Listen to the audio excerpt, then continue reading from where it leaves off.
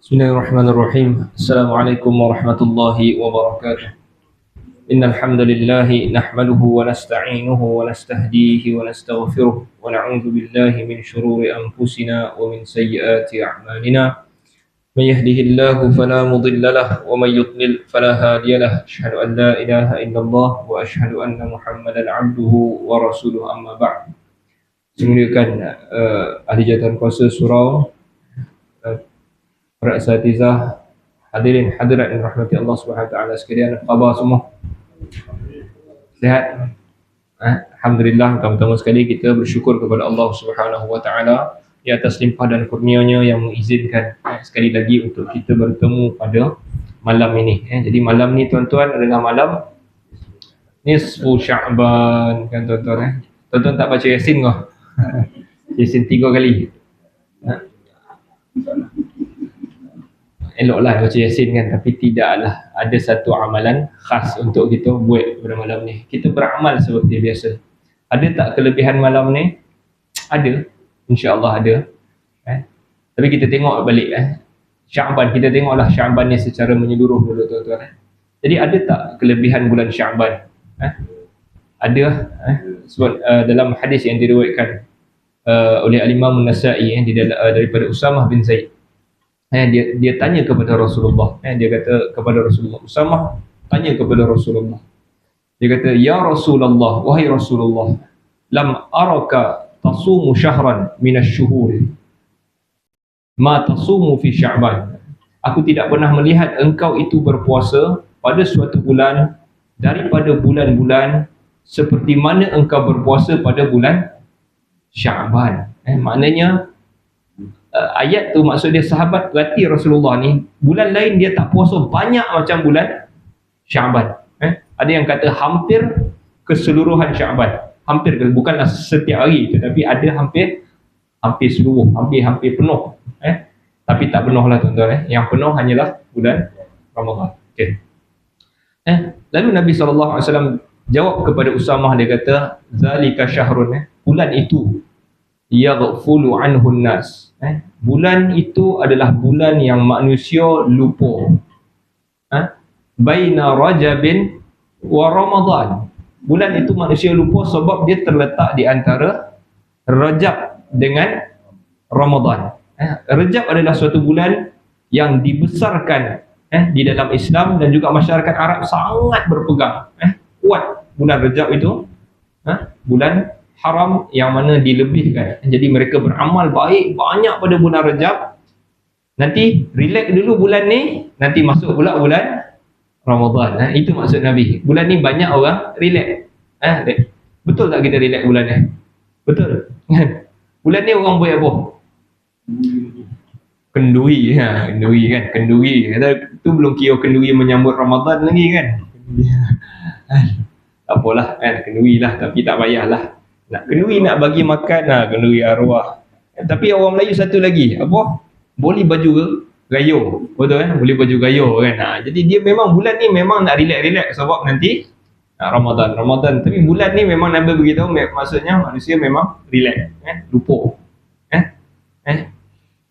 Okey, kita tengok lagi. Wa huwa syahrun, dan bulan ini Nabi kata turfa'u fihi al-a'malu ila Allah, diangkat padanya amalan-amalan kepada Allah Subhanahu wa taala. Bulan ni dalam amalan dalam setahun, bila diangkat amalan kita dalam setahun? Bulan Sya'ban. Diangkat. Jadi lalu Nabi beritahu, wa uhibbu, dan aku suka ayyurfa'a amali, amalan aku itu diangkat, wa ana sha'im, dalam keadaan aku itu berpuasa. Okey, jadi ada banyak sangat dalam hadis ni tadi kelebihan ataupun istifadah yang boleh kita faedahkan. Yang pertama tuan-tuan, Nabi nak menunjukkan kalau kita beramal pada suatu masa, tak kira lah hari ke waktu ke, kita beramal pada waktu orang tengah malih, orang tengah relax, pahalanya besar. Orang tengah relax kan, semua orang tengah tidur contoh, kita bangkit solat tahajud, Besar tak pahala dia? Besar. Nabi kata, so itu kelebihan beramal ketika mana orang tengah relax-relax, orang tengah chill-chill kan. Kita fikir gayo lah, nak boleh tukar langsir, tukar semualah kan. Orang Melayu ni pun satu masalah kan. Kenapa nak tukar? Orang nak datang kan. Orang datang tu dia bukan nak tengok langsir tu, tak penting tapi orang datang nampak langsir baru, cushion baru, semua baru, makanan beri kuih gayo itu tidak Islam kan. Islam apa? Jamu tu yang lebih, beri makan tu yang lebih kan. Ketika mana Nabi Ibrahim didatangi oleh dua orang malaikat tu kan, kisah di dalam Al-Quran, dua orang malaikat datang kepada Nabi Ibrahim tapi sebenarnya Nabi Ibrahim tak tahu itu malaikat. Nabi Ibrahim malaikat menyamar jadi manusia. Apa Nabi Ibrahim buat? Dua orang tetamu dan dia berkata, innakum qaumun munkarun, kau ni adalah satu kaum ataupun orang yang munkarun, yang aku tak kenal. Siapa orang ni? Masuk rumah dia, Nabi Ibrahim buat apa? Jamu apa orang ni? Bi'ijlin samin. Bi'ijlin samin, Quran beritahu Nabi Ibrahim pergi kepada faragha ila ahlihi faja'a bi'ijlin samin, balik kepada keluarga dia, bawa keluar seekor lembu, anak lembu. Ijil tu anak lembu, samin yang gemuk, yang tu dipanggang kau dimasak lah, anak lembu. Dua orang yang tak kenal kau saudara datang, anda kau kuih gayo bagi gayo bagi. Jadi itu tidak Islami. Yang lebih Islami adalah jamu tuan-tuan. Okey, balik kepada poin kita tadi. Ini adalah suatu bulan yang orang lupa dan beramal pada ketika mana orang lupa itu pahalanya besar. Okey, itu yang pertama. Lagi apa ini Nabi khabar? Bulan yang diangkat amalan, tuan-tuan. Okey, jadi amalan kita dalam sehari 2 kali diangkat. Dalam sehari 2 kali amalan kita diangkat. Bila? So siang sebelum malam. Maksudnya nak habis siang tu, sebelum malam tu, itu ada waktu malaikat naik, dan malam sebelum siang. Di subuh dan asar tu okey lah, betul lah. Jadi sebelum subuh dan juga sebelum maghrib sebenarnya. Jadi ada waktu yang diangkat amalan kita. Itu dalam sehari 2 kali. Dalam seminggu 2 kali juga. Hari Isnin dengan Khamis.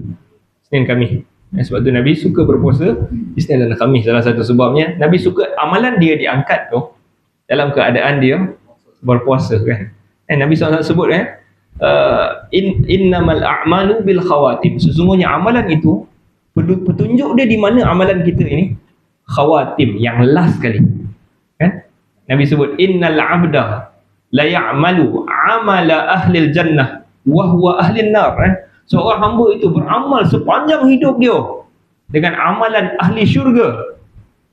Nabi beritahu wahwa min ahlin nar, sedangkan dia sebenarnya dari kalangan ahli neraka. Sepanjang hidup dia baik tu, hujung tu dia buat syirik kau, dia buat apa kau, masuk neraka. Wa ya'malu 'amala ahlin nar, dan seorang itu buat sepanjang hidup dia amalan ahli neraka. Wahwa min ahli jannah, dan dia adalah ahli syurga. Hujung tu yang Nabi suka. Jadi itu antara satu benda yang kita boleh ambil iktibar tentang bulan Syaban ni, tuan-tuan. Jadi Nabi banyak puasa. Jadi timbul pula persoalan, lepas setengah Syaban boleh kau berpuasa? Pernah dengar kan? Lepas 5 boleh tak puasa? Ada satu hadis idzan tasafa Sya'ban fala tasum. Apabila sampai setengah daripada Sya'ban, jangan berpuasa. Cuma hadis ini ada 2 golongan melihatnya. Satu melemahkan hadis ni. Maksudnya dia kata hadis ini dhaif, sanadnya lemah, terputus, kalau tak silap terputus, lalu hadis ini lemah. Dan satu lagi golongan melihat hadis ini baik, sekurang-kurangnya baik, jayyid lah, dia kata bisanadin jayyid dengan sanad yang baik, jadi diangkat status jadi hasan. Okey, ada yang kata lemah, ada yang kata baik. Yang lemah, jadi bila siapa yang kata lemah, maknanya hadis ni tak dipakai lah, maknanya open balik lah, bolehlah berpuasa macam mana Nabi puasa kebanyakan bulan Syaban. Manakala yang golongan yang melihat hadis ini baik, dia kata Nabi tak bagi itu bagi orang yang baru tak pernah puasa pun, sepanjang tahun tak pernah puasa, tiba-tiba nak puasa, ataupun dia saja nak ambil awal sikit, dia nak start awal sikit bulan Ramadan. Sebab tu Nabi yang larangan puasa dalam bulan Syaban ni satu je lah. Nabi kata jangan dahulukan puasa Ramadan dengan sehari atau 2 hari. Yang tu je. Yang lain semua boleh ya. Okey, yang tu terkeluar orang yang dah biasa puasa Isnin Khamis ataupun apa-apa puasa yang lain nak Isnin Khamis lah kan. Boleh puasa ganti tidak termasuk di dalam larangan tadi. Ini cerita tentang puasa nafilah, puasa yang sunat. Okey, yang qada tak termasuk. Yang dah memang biasa Isnin Khamis, hari Jumaat Ramadan, 1 Ramadan, tapi dia puasa Isnin Khamis, boleh tak dia puasa? Boleh. Boleh, tak ada masalah. Sebab itu illa ahadun, dia dikecualikan daripada orang yang dilarang tadi. Ini cerita orang yang tak puasa ataupun dia nak start awal kau kan. Okey, yang itulah yang dilarang oleh Nabi SAW. Baik tuan-tuan, cerita apa tadi? Jadi itulah. Jadi saya baca artikel ni panjang, 8-9 muka tentang kelebihan Syaban. Okey. Jadi apabila sampai setengah bulan Syaban ni, ada tak kelebihan dia? Kita balik-balik, kelebihan dia ada.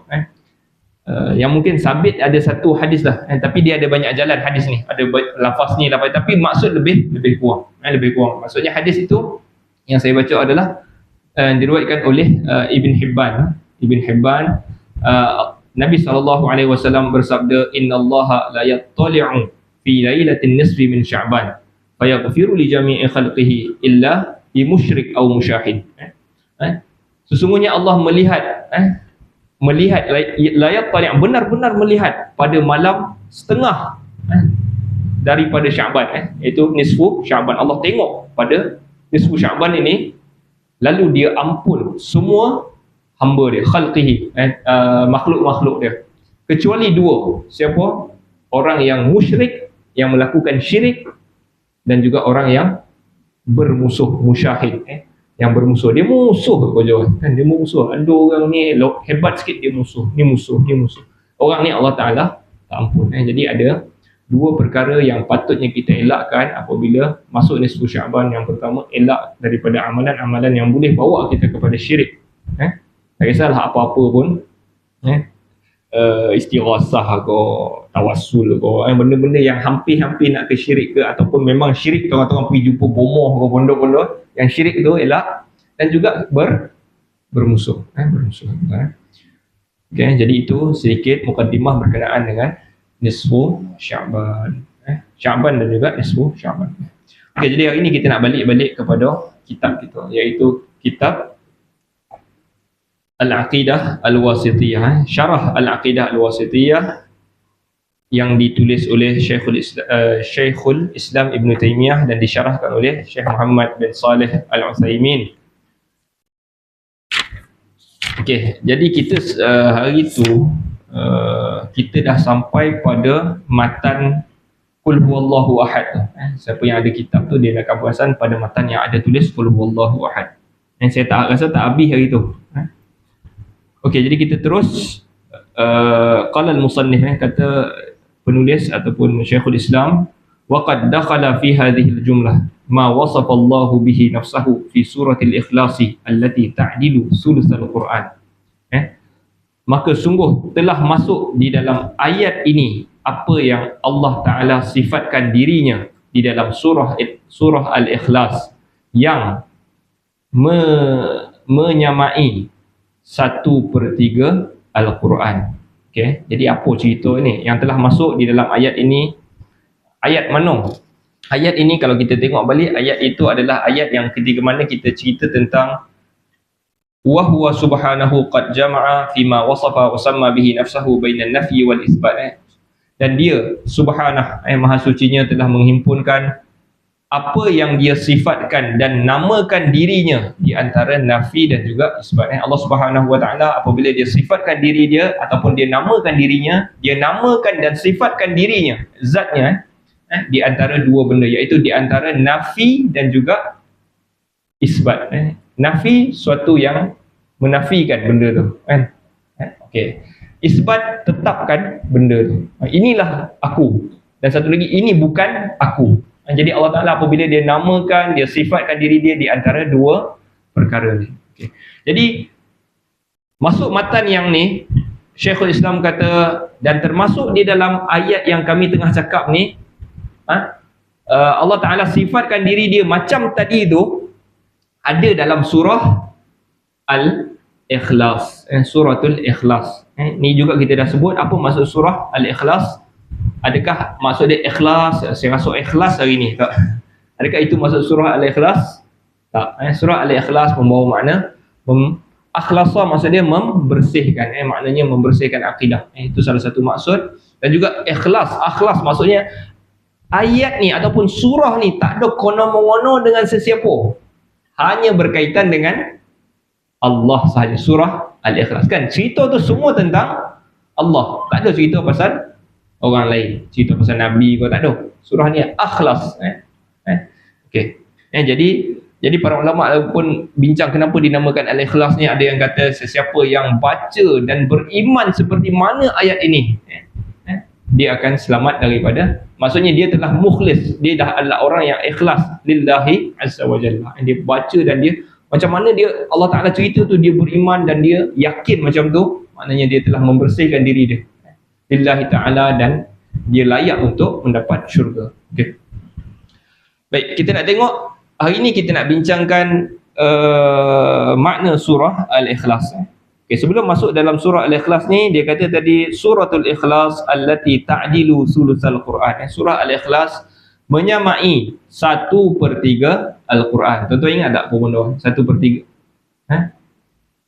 Jadi salah satu tafsiran Al-Ikhlas sama dengan 1/3 Al-Quran, maksud dia menyamai pahala. Itu maksud yang mungkin ramai orang rasa itulah maksud dia. Kalau kau lagat tak baca Quran, tak lagat, baca surah Al-Ikhlas, 1/3 Al-Quran. Baca sekali 1/3, baca 2 kali 2/3, baca 3 kali penuh kan, full. Itu salah satu maksud lah. Dan kita tak tolak lah maksud ni, boleh jadilah maksud dia. Sebab Nabi tak beritahu maksud dia pahala kan, boleh jadi maksud dia pahala kan? Dan juga boleh jadi yang kita nyatakan dulu, maksud dia Allah Ta'ala apabila dalam Al-Quran dia tak akan cerita, dia hanya bercerita tentang 3 benda. Yang pertama apa? Tentang dirinya. Allah cerita tentang satu, Allah cerita tentang diri dia. Yang kedua, Allah cerita tentang makhluk dia, umat yang terdahulu, kejadian langit dan bumi. Dan yang ketiga, apa lagi cerita dalam Al-Quran tentang hukum hakam. 3 benda yang Allah Ta'ala cerita. Jadi kalau kita kata ini 3 benda yang Allah cerita dalam Al-Quran, suratul Ikhlas yang cerita semua tentang sifat Allah, sama tak macam 1/3 Al-Quran? Samalah. Boleh faham tuan? Okay, itu cerita tentang suratul Al-Ikhlas. Okay, hari ni kita nak tengok sebab dalam matan ni dia sebut suratul Ikhlas allati ta'dilu sulusal Quran, surah Al-Ikhlas yang sama dengan 1/3 Al-Quran, haitsu yaqul qul huwallahu ahad Allahus samad lam yalid wa lam yulad wa lam yakul lahu kufuwan ahad. Okey. Jadi apabila ada dalam matan tu memang sebut surah qul huwallah. Jadi Syekh Muhammad bin Saleh Al-Utsaimin pun akan syarahkan juga maksud sekali dengan ayat ni. Okey. Baik, yang pertama sekali, apa maksud qul? Katakanlah. Qul maksud dia katakanlah, kita nak suruh orang. Sebut qul. Itu maksud qul, sebut. Tapi qul ni untuk suruh seorang. Suruh seorang. Jadi siapa dalam ayat ni maksud dia? Nabi Muhammad. Allah Ta'ala turunkan Al-Quran melalui Jibril. Lalu Jibril baca kepada Muhammad, Nabi Muhammad, qul, baca wahai Muhammad, qul huwallahu ahad. Okey, katakanlah huwa. Huwa ini juga pernah jadi isu dulu tuan-tuan. Okey, maksud qul huwallahu ahad, katakanlah dialah Allah yang satu. Katakanlah huwa, dia Allah ahad, satu. Katakanlah dia Allah yang satu. Dan isu perkataan ini pernah menjadi isu di negara kita. Apabila seorang penceramah kata huwa ni Maksud dia Nabi Muhammad. Sebab dia kata kul kan tadi maksud dia katakanlah wahai Muhammad, nak suruh siapa? Suruh Muhammad. Kul, katakanlah wahai Muhammad. Jadi huwa yang datang selepas daripada itu, maksud dia ni siapa?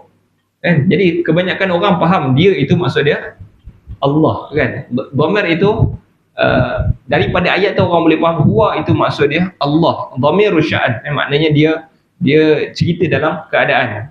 Nak cerita pun payah. Tapi penceramah ni tadi kata huwa ni bukan Allah tapi Nabi Muhammad. Jadi maksud dia katakanlah wahai Muhammad, dia itu Muhammad itu adalah Allah yang satu. Macam ni tafsiran ni tuan-tuan? Tafsiran ini sesat lagi, menyesatkan. Tafsiran ini sesat. Apabila dia kata huwa tu adalah Nabi Muhammad, jadi dia nak kata, jadi dulu saya pernah sebut maknanya satu akidah yang dipanggil yang martabat 7 tu lah, wahdatul wujud, wahdatul wujud, kesatuan hidup. Yang ni Allah Ta'ala pancarkan, asalnya Allah Ta'ala ni satu apa dia panggil, satu zat yang tidak ada nama, tidak ada sifat. Jadi dia pancarkan zat, pada pancaran dia yang pertama itu keluar nur Muhammad. Ini satu akidah dia. Jadi zat Allah dengan nur Muhammad itu macam satu, kan? Jadi dia nak tanam daripada ayat ini, kul huwa ni Muhammad itu adalah Allah. Nampak tak tuan? Nampak? Jadi dia nak cuba kata Nabi Muhammad dan Allah adalah, jadi ini daripada akidah siapa tuan-tuan? Akidah ni diambil daripada akidah Hindu kalau ikutnya, Hindu sebenarnya. Brahman asalnya satu namanya zat Brahman dipancar jadi Atman. Jadi semua kejadian ini adalah pancaran, bukan ciptaan, tapi pancaran terkeluar daripada sedikit yang Brahman ni keluar. Itu dia nak kata zat Allah pun macam tu, pancar. Tak, orang Islam tak beriman macam tu. Orang Islam beriman Allah cipta, bukan terpancar daripada Allah. Okey, itu jadi itu bahaya sebenarnya. Jadi ini adalah antara tafsiran tu, bukan dia yang buat pun. Dah lama dah tafsiran ni. Dikenali sebagai Ibn Arabi. Ibn Arabi ni seorang sufi yang macam agak ekstrim, yang melampau, dan orang-orang yang geng-geng sufi biasanya akan bela dia ni. Dia ni alim lah, ma'rifatullah lah, kan. Tapi itulah kefahaman dia, tuan-tuan. Macam mana kita nak terima, tuan-tuan. Dahlah, kita patah balik kepada huwa tadi. Kul huwa itu memang maksud dia siapa? Allah. Jadi Allah ni pun, tuan-tuan, Allah ini ulama berselisih asal perkataan Allah. Ada dua pendapat dari mana datang perkataan Allah. Ada dua khilaf di kalangan ulama bahasa. Satu kata nama Allah adalah isim jamid. Isim jamid maksud dia memang tak ada diambil daripada mana-mana perkataan. Dia memang perkataannya Allah. Hujah dia kata dalam perkataan bahasa Arab tidak ada perkataan yang Allah. Tak ada yang macam tu. Semua alkohol contohnya, kan. Al-masjid. Apa lagi yang tuan-tuan tahu? Al-bab, kan. Al-bab. Ada tak? Ada tak? Tak ada. Jadi itu hujah dia mengatakan nama Allah isim jamid. Isim jamid maksudnya tak diambil daripada mana-mana. Baik. Itu pendapat satu pandangan. Dan pendapat yang kedua, Allah itu asal dia daripada perkataan ilah. Jadi al-ilah. Ilah maksudnya Tuhan. Jadi Allah itu diambil daripada perkataan itu al-ilah. Dibuang al-i itu, buang. Buang i itu jadi Allah. Lam bila dua kali dia akan jadi Allah. Jadi ini adalah pendapat yang kedua ni tadi, yang asal daripada ilah tu tadi, adalah pendapat ramai juga di kalangan ahli-ahli bahasa. Maksudnya Allah itu asal daripada al-ilah. La ilaha tu perkataan tu. La ilaha, ilah tu. Al-ilah, buang i jadi Allah. Okay, itu. Jadi kalau kita katakan Allah itu asal daripada ilah, maknanya apa maksud Allah adalah Tuhan yang disembah. Allah adalah Tuhan yang berhak disembah. Okey. Qul huwallahu ahad. Okey, tuan-tuan. Ni macam belajar bahasa Arab pula tuan-tuan. Boleh? Boleh ya.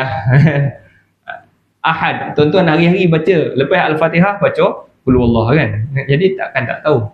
Okey, qul huwallah. Hu ahad. Kan? Ahad. Ahad maksud dia apa tuan-tuan? Ahad satu. Tapi satu dalam bahasa Arab orang tak pakai ahad. Satu apa? Wahid kan? Satu wahid. Wahid. Apa beza wahid dengan ahad? Wahid dengan ahad. Wahid dan ahad maksud dari segi secara umum maksud dia sama lah. Wahid satu, ahad pun satu. Tetapi apabila kita masukkan penafian sebelum, okay, dia akan beza. Kalau kita kata la wahid fil masjid, la wahid fil masjid, tidak ada seorang pun di masjid. Tidak ada, maksudnya tidak ada seorang di masjid. Boleh jadi dua.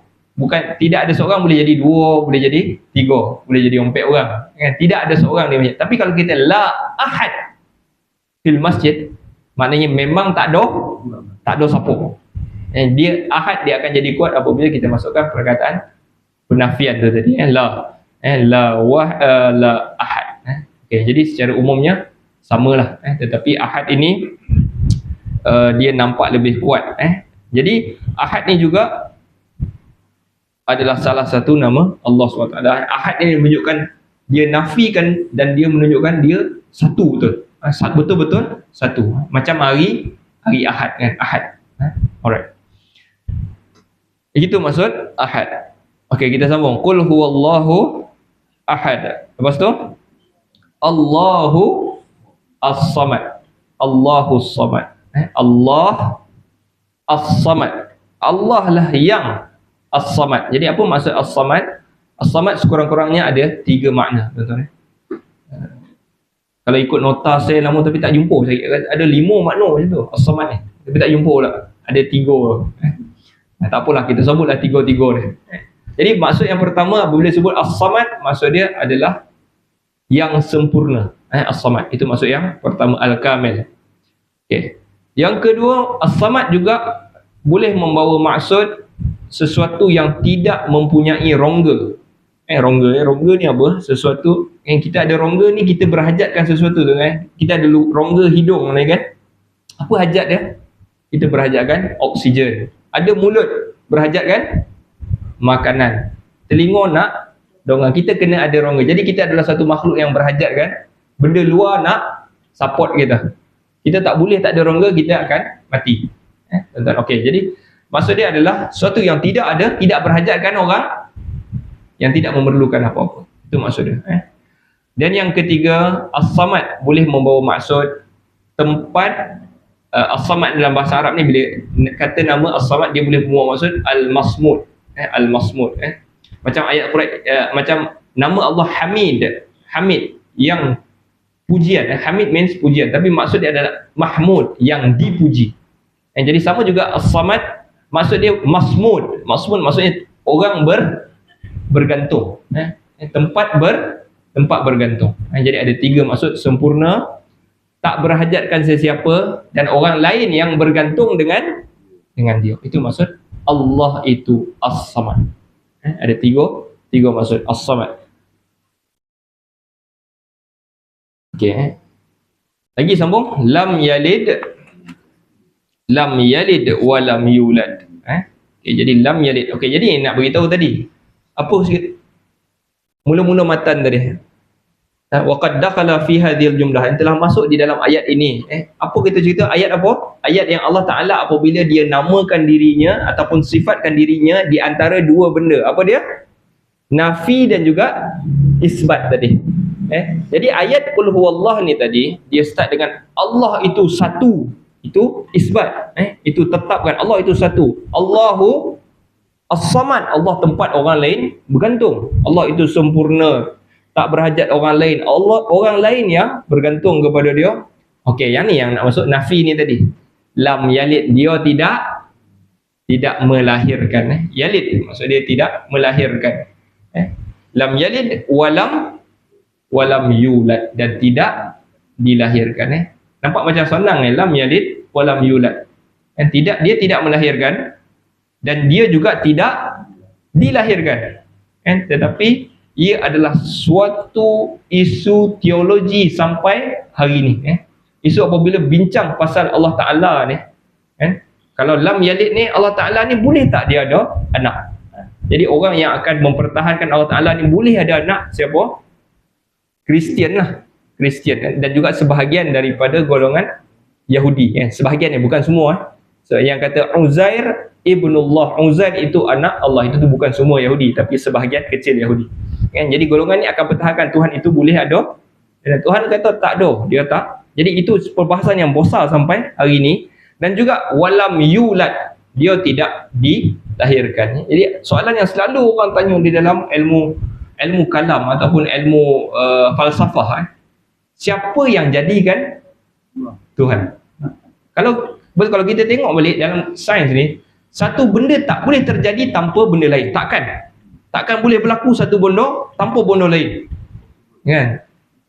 Not possible, tak boleh. Satu benda takkan terjadi melainkan mesti ada benda lain yang jadikan. Jadi siapa yang jadikan? Allah Ta'ala. Jadi itu perbahasan. Allah Ta'ala bagi tahu lam yalid wa lam yulad. Dia tidak dilahirkan, dia memang absolute. Tuhan itu bersifat azali. Kalau istilahnya azali, maknanya dia memang ada. Memang ada. Dan juga abadi dan kekal. Azali dan juga abadi, kekal. Okey, lam yalid wa lam yulad. Selesai masalah falsafah ni. Orang Islam selesai. Tak payah bincang macam mana, kan? Macam mana Allah, siapa yang jadikan Allah Ta'ala? Allah kata tak ada siapa yang jadikan dia.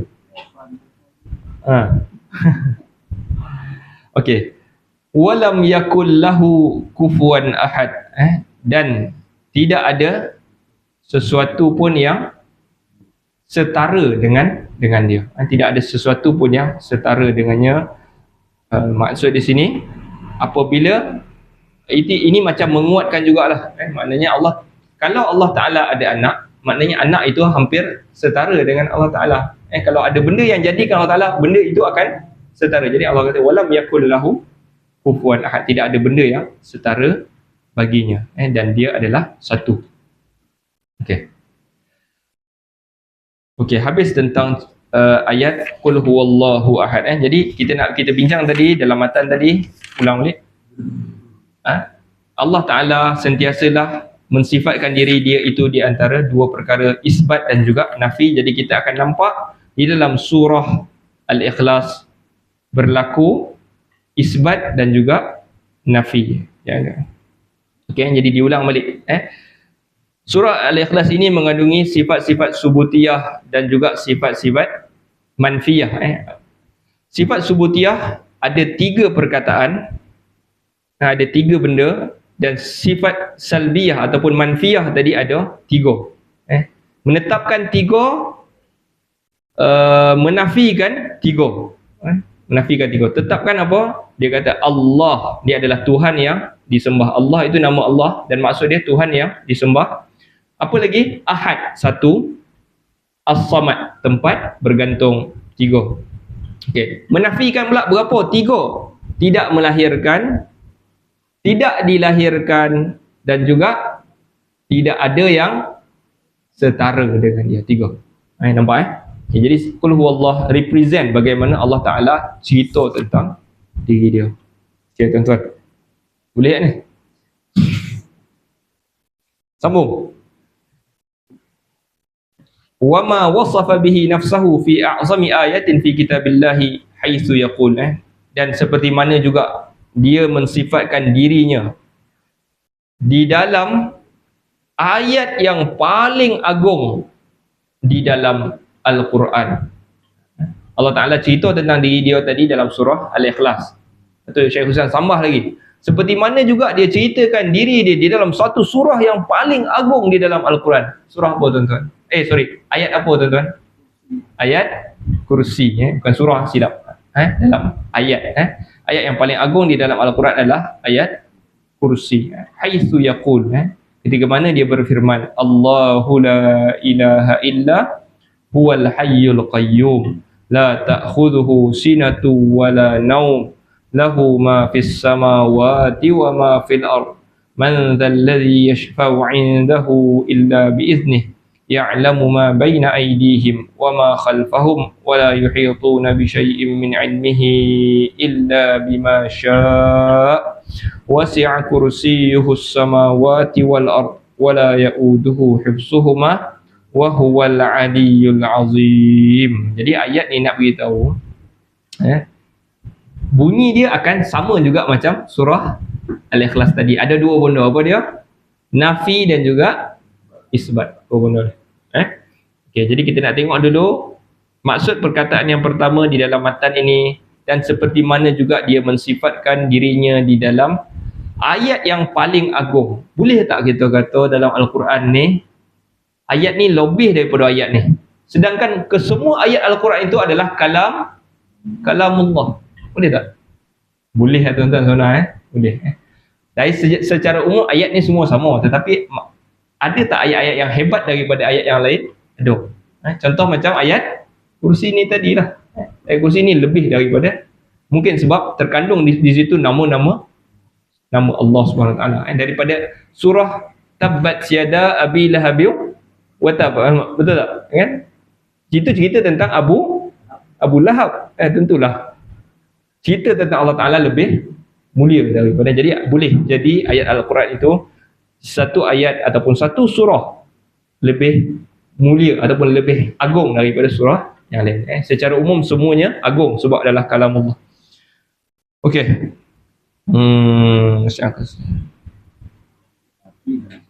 Nafi dan isbat. Okey.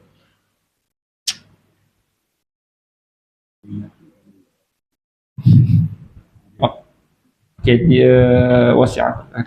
Okey, kita terus tengok dalam Allahu la ilaha illahu. Saya terjemah je lah. Minit ni, 10 minit ni. Allahu la ilaha illa huwal hayyul qayyum. Allah. Apa maksud Allah tadi? Kalau orang tanya, apa asal perkataan Allah? Ingat tak? Ada dua pendapat. Satu kata isim jamid, tak ada asal usul. Satu lagi mushtaq. Maknanya diambil daripada perkataan lain. Jamid, mushtaq. Dua pendapat. Jadi Allah itu, tapi yang popular saya rasa di kalangan ulama kata mushtaq, diambil daripada perkataan ilah tadi, al-ilah tu tadi. Okey. Allah, Tuhan yang disembah itu tadi, la ilaha illahu. Tidak ada Tuhan yang disembah. Sekali lagi perkataan ilah. Illahu, kecuali dia. Al-hayyul qayyum. Al-hayyul qayyum. Jadi apa maksud al-hayyul qayyum? Al-hayyu yang hidup. Sama tak Allah Ta'ala hidup dengan kita hidup? Secara umumnya sama. Secara umum sama. Tapi adakah sama semisal kita dengan Allah Ta'ala kehidupan? Tentulah tak sama. Hidup kita perlukan macam-macam. Perlu makan, perlu berkahwin, perlu ada anak, perlu ada kawan. Allah Ta'ala tak perlukan semua. Dia adalah hidup yang mutlak. Al-Hayy. Al-Qayyum. Al-Qayyum secara umum maksud dia adalah qa'imun li nafsihi wa muqimun li ghairihi. Maknanya dia buat sendiri, berdiri dengan sendiri ataupun melaksanakan dengan sendiri dan buat juga untuk orang lain. Dia buat juga untuk orang lain. Maknanya orang lain takkan boleh buat melainkan mesti ada dia. Itu maksud qayyum. Dia hidup. Al-Qayyum, dia juga sendiri. Kita hidup perlukan Allah Ta'ala bantu kita, kan, bagi kita nyawa, bagi kita oksigen. Allah Ta'ala tak, Allah Ta'ala sendiri dan orang lain yang perlu kepada dia. Itu maksud Al-Hayyu Al-Qayyum. Okay. La ta'khudhuhu sinatun wala naum. Tuan-tuan, naum, as-salatu khairum minan naum. Kalau num out. Okey, apa ni? Ni syarah ni banyak ni. Saya pun langkah-langkah ni. Hayyu Qayyum. Okey, tapi Al-Qayyum sebelum kita langkah tadi, Al-Hayyul Qayyum juga adalah nama di kalangan nama Allah yang A'zam. Jadi saya pernah sebut dulu tentang Ismullahil A'zam, nama Allah yang paling agung. Yang kita tahu ada 99 nama Allah Ta'ala tu. Di kalangan 99 tu Nabi sebut di kalangan tu ada nama yang paling agung. Nabi tak beritahu. Jadi dia orang cek, Nabi bagi clue, ada dalam surah ni, ada dalam ayat ni, kan. Jadi ulama carilah. Jadi bila cari itu dia akan jumpa 2-3 perkataan. Jadi dia listkan nombor 1. Yang paling agung, yang paling agung adalah Allah itu sendiri. List nombor 2.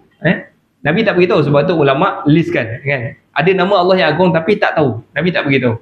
Nombor 1 Allah, nombor 2 Al-Hayyu Al-Qayyum. Sebab Nabi ada sebut, ada di dalam surah Al-Baqarah, surah Ali Imran dan juga surah Taha. Jadi ulama cek dalam surah Al-Baqarah, dalam surah Al-Baqarah ada apa? Allahu la ilaha illa wal hayyul qayyum. Buka pula surah Ali Imran, jumpa Alif Lam Mim. Allahu la ilaha illa wal hayyul qayyum. Dalam surah Taha, cari-cari jumpa wa'anatil wujuhu lil hayyil qayyum. Jumpa perkataan al hayyu al qayyum. Jadi itu antara list nama Allah yang paling agung, al hayyul qayyum. Jadi tuan-tuan, dalam kita baca ayat kursi tu, kita kena tahulah nama Allah yang paling agung ada di situ. Jadi Nabi SAW juga hadis yang diriwayatkan Anas bin Malik, dia berkata apabila Rasulullah SAW menghadapi sesuatu kesulitan, beliau akan berdoa, apa dia? Ya Hayyu Ya Qayyum bi rahmatika astaghith. Bi rahmatika astaghith. Ya Hayyu Ya Qayyum. Wahai yang maha hidup, yang qayyum, yang berdiri dengan sendiri dan mendirikan orang lain ni, yang terus menerus hidupnya, qayyum. Okey. Bi rahmatika, dengan rahmat engkau. Rahmat tu kasih sayang Allah Taala. Dengan kasih sayang engkau, astaghith, aku minta tolong sangat. Astaghith, aku minta tolong. Ghais ni minta tolong, yang minta tolong. Jadi bi tu tadi, bi tu dengan kasih sayang engkau. Itu ba tu maksudnya tawassul. Kita bertawassul. Macam Ya Rabbi bil Mustafa, kan. Orang biasa kalau kita ke Negeri Sembilan, kita akan tahu zikir ni. Ya Rabbi bil Mustafa balligh maqasidana, kan. Itu tawassul, tuan-tuan. Ya Rabbi bil Mustafa, wahai Tuhan dengan Mustafa. Dengan Mustafa. Siapa Mustafa? Muhammad. Dengan Nabi Muhammad itu, balligh maqasidana, sampaikan kepada kami hajat-hajat kami. Dia bertawassul dengan Nabi Muhammad. Bi tu, Ya Rabbi bil tu. Okey. Jadi bertawassul dengan Nabi, khilaf di kalangan ulama. Saya setuju, tak payah tawassul dengan Nabi. Okey. Tapi yang pasti boleh adalah bertawassul dengan nama Allah. Yang Nabi bertawassul dengan nama Allah. Ya Hayyu Ya Qayyum bi rahmatika, dengan kasih sayang engkau. Rahmatika, daripada nama-namanya astaghith, aku minta tolong. Jadi tuan-tuan, kita juga boleh baca Ya Hayyu Ya Qayyum. Dah masuk ke? Azan dah masuk dah. Okey, jadi kita berhenti dekat Al Hayyu Al Qayyum. Wallahu ta'ala a'lam. Nas'alullah ta'ala yanfa'na bima sami'na wa yaj'alana hudatan muhtadin. Allahumma arham mautana washfi martana wa'afi mubtalana waj'al akhiratana khairan min dunyana. Sallallahu ala sayyidina Muhammad wa ala alihi wa sahbihi wa sallam. Walhamdulillahi rabbil alamin. Azan.